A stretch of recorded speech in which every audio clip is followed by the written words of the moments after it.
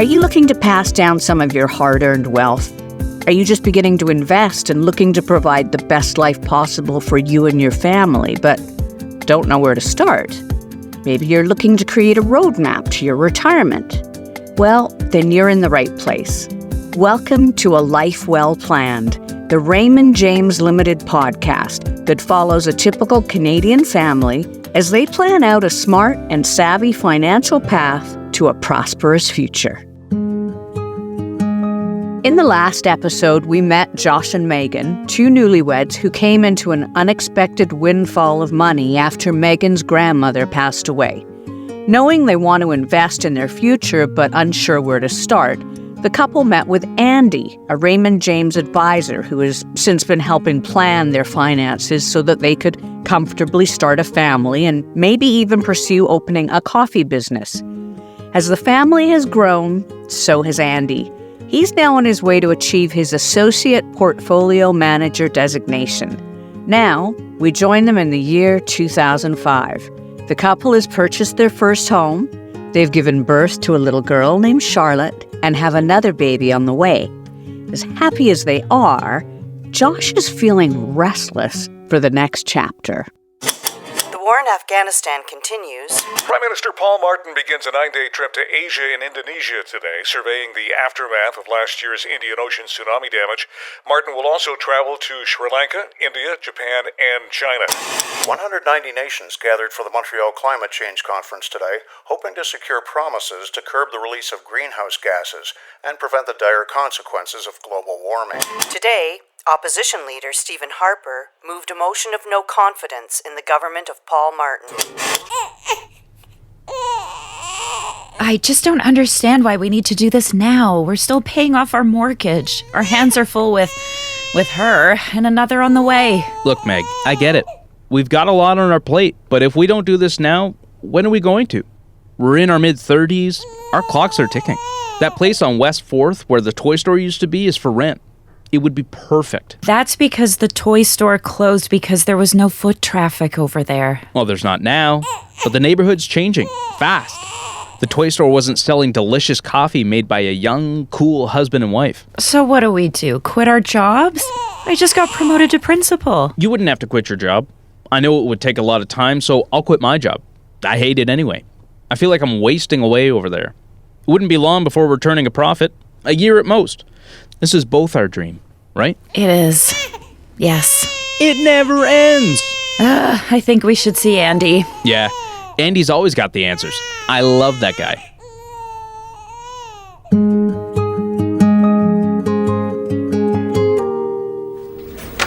Megan, Josh, if it isn't my favorite clients. You say that to all your clients. Come on in. Have a seat. Well, my goodness, are we expecting another little one? Oh, yes. Why stop, you know? Wow, Andy, you look great. Have you been working out? Thanks. Yeah, I have actually.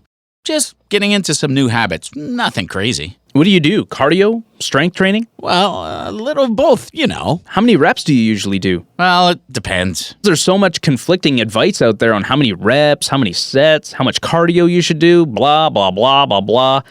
So I don't even bother. Well, you look very lean, very toned. Well, thanks. So what brings you in today? We're ready, Andy. We want to start that coffee business. Oh, yeah? Wow. Okay, then. So what do we do? Well, where to begin? First off, I'm sure you've had these conversations, but just so we're all on the same page, are you planning on both working? I'll be working still, we think. We're still ironing out the details. Okay. And you're still vice principal at the school? I actually just took over as principal. Hey, how about that? Congratulations. Thank you so much. It came with a big raise, so we'll be good. Well, that's great. And you feel confident you can live off of one income? Yes. We think so? All right, well, I'm going to jump in here and maybe recommend against that. A lot of people make the mistake of starting a business without a salary. I would highly recommend getting all your financing in order before quitting a job. Bill always told me to ask people, is your nut covered? Are you going to be able to pay your bills without feeling like you're struggling while that business isn't pulling in money yet? Yet? Well, of course we hope it will. But my role is to make sure you're well protected for the future. So taking a look at the big picture and the goals we've set, you're doing very well. You're getting good dividend income. You've got some good creative growth on your equity positions as well. We're minimizing risk by keeping a wedge in cash and some fixed income. Across all your portfolios, things are growing at a healthy rate. You're taking advantage of all the different types of investment income. And all in all, you're getting paid to be there. So this is good. Well, that's good to hear. Yeah, the economy's doing well right now. Housing markets are booming. Do you have any idea how much the upfront costs are going to be? I think we can start with $100,000 to open the shop. Then once we get cooking, we want to roast and sell our own beans. Ambitious. I think we can turn a profit in a year tops. I think a year might be a little soon. People often spend 20% more than they initially anticipate when starting a business. And situations change all the time. If you want to start looking for external financing, we can consider debt financing, and you can negotiate that with your local bank. The good thing about debt financing is the interest cost you pay for the debt is deductible against any income that you earn in the business. So it's a way of self-funding using the bank's money. You'll be co-owners? Yes. Cool. If you're getting bank financing and Megan is listed as a 50% owner, even if you don't run the day-to-day operations, you can get access to some really great programs out there that provide funding for women-led businesses. Off the top of my head, the BC Women's Enterprise Center is a nonprofit that does great work. I've got a friend over there. Let me reach out and get some more info for you. That'd be great. We'll have to get you set up with a lawyer to help get you incorporated, probably an accountant too. I know some really great lawyers and accountants I could introduce you to. Andy, with the connections over here. How are we doing with the Grandma Rose inheritance? It's certainly growing. You have some income there you could maybe use so you don't have to sell off any investments. How much? I think you could take $50,000 and feel comfortable that you still have enough put away and growing. Well, great. Now look, my job is to make sure you make the most amount of money with the least amount of risk, and starting a small business is risky. We know there's a good amount of risk involved. If success to you looks like owning a coffee business, well, then that's what success is for me as your advisor. So, is this your personal picture of success? Andy, do you know how many flavonoids are in a cup of coffee? Here come the flavonoids. Over 1,000. Wait, how'd you know that? I told you, I like coffee. Okay, so you get what a complex and beautiful beverage this is. The possibilities are endless. I like your passion. All right then. So we have some complexity here now with respect to whether you're talking about your personal finances or your business finances. So that means the company itself we need to consider as its own entity. That means insurance plans and things like that for the company, but also how you're protected in the family. Because in the event of a catastrophic incident, we want to make sure that there's somebody there to A, run the company, that there's a salary to pay somebody for the company, because you don't want to put your family into personal sacrifice at the cost of the company. Definitely not. We should look at buy-sell agreements to protect the company. That's one part. If you're business owners with children, you'll need to speak with your family lawyer to set up the wills, consider the guardianship, and visiting powers of attorney on one another. Yes, we've been meaning to talk to you about that. In BC, there's something called a representation agreement, which may be something you want to consider for the future. It's not about your finances, it's about your healthcare directive and who can make decisions about your personal health needs if you're incapacitated. Also, if anything ever happened to you, the kids would be the owners of the business. So it would be a good idea to set up a trust just in case. This is pretty heavy stuff. It's a lot to think about for sure, but we'll take it one step at a time. This is an ongoing conversation, but for now, I'd say the most important thing is getting those wills done. So we should probably find an estate plan attorney. Exactly. And I have some I can refer you to as well. Again, one step at a time, and we'll make sure everything suits your best interest. Well, thanks so much, Andy. We've got a lot to think about. This was really helpful. Of course. And as always, I'm only a phone call away. Hey, what's this picture of here? Oh, that's just my family and I at our last tree planting. You're a tree planter. Well, I try to be. We're really into the environment and sustainability, so we plant trees for the Tree Planter Foundation every single year. That's great. Yeah, my whole family was in logging. I was the first person to go into finance, so it's my way of paying back a little bit. Charitable giving is highly underrated in my opinion. It lets you choose who you give your money to on your taxes as well. We're really into helping the environment too. How did you find out about this group? It was actually through a great program Raymond James has called RJ Cares Month.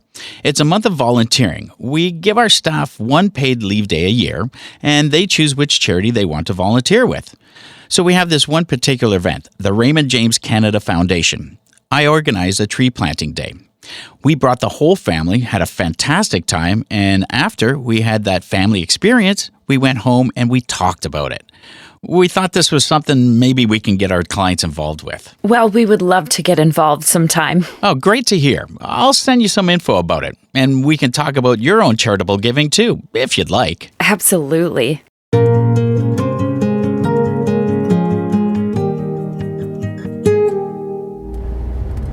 Look, if you're not into this, I'm not trying to do something without you. We're a team. If you don't want to do this, just say so. I do want to. It's just hard to give up such a steady income. Hearing him talk about having a woman-led business was interesting. Where are we going? I want to show you the space. Right now? Josh, it's cold. Look, there's a new vintage store. There's going to be a new grocery store soon. In 5-10 years, this whole neighborhood's going to be booming. It has potential. I know you like your job and you love those kids, but you used to be so gung-ho about starting a business like your grandparents. It would be really nice to keep up that tradition. Are you ready to make the commitment? Yes, but also, I'm not going to bet the farm on it. No matter what, we'll be safe. Well, as long as you don't lose our imaginary farm. Let's do it. Are you sure? Yes. Let's make Grandma Rose proud. Coffee gave her panic attacks. We'll also sell tea. She liked tea.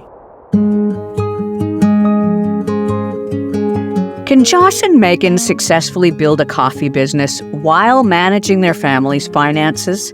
How will the 2008 financial crisis affect them? How many trees will Andy and his family plant? Find out here on the next episode of A Life Well Planned, the Raymond James podcast that helps you and your family plan for a prosperous tomorrow, wherever you find your favorite podcasts. This podcast is for informational purposes only. Statistics and factual data and other information are from sources Raymond James Limited believes to be reliable, but their accuracy cannot be guaranteed. Information is furnished on the basis and understanding that Raymond James Limited is under no liability whatsoever in respect thereof. It is provided as a general source of information and should not be construed as an offer or solicitation for the sale or purchase of any product and should not be considered tax advice. Raymond James advisors are not tax advisors, and we recommend that clients seek independent advice from a professional advisor on tax-related matters. Securities-related products and services are offered through Raymond James Limited, member of the Canadian Investor Protection Fund. Insurance products and services are offered through Raymond James Financial Planning Limited and is not a member of Canadian Investor Protection Fund. Securities-related products and services are offered through Raymond James Limited. Insurance products and services are offered through Raymond James Financial Planning Limited. Certain services mentioned in this podcast, such as mortgages, are not offered by Raymond James Limited due to regulatory restrictions and are provided for information purposes only. Another Everything Podcast production.